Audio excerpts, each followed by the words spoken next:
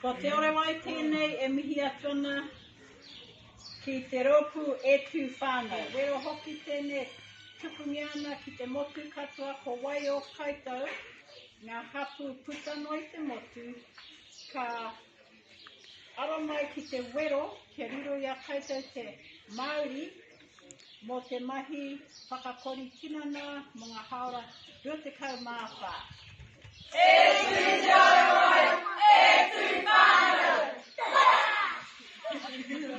Kia ora, my name's Lizzie Ranui and I'm from Whiriwai. My purpose for this event was to get our community actively involved and show our tamariki that we can be good role models actively. My purpose was our tamariki.